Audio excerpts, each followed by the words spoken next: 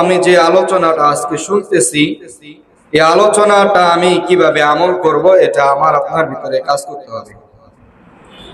সারাদিন আলোচনা করা হলো, সারাদিন কোরআন থেকে তাফসীর করা হলো, কিন্তু আমি আর আপনি বাড়িতে কিছু নিয়ে যাইতে পারলাম না, তাহলে কিছুই হলো না আমাদের। এই জন্য জুমার দিনে মূল উদ্দেশ্য হলো খুতবা প্রদান করে নামাজ পড়া। অন্যান্য দেশে এরকম নিয়ম, শুধু নামাজের সময় আয়েশা ইমাম সাহেব খতিব সাহেব খুতবা দিয়ে নামাজে দাঁড়ায় যায়।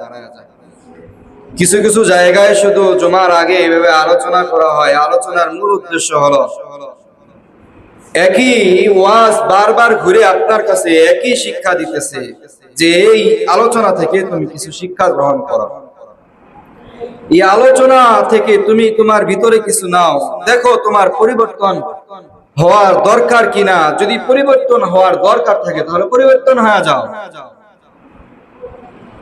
ঘোরা ফিরে আলোচনা আপনাদের সামনে বারবার বারবার করা হয় শুধু এই উদ্দেশ্যেই আপনি আলোচনা থেকে কিছু নেন, কিছু শিক্ষা গ্রহণ করেন।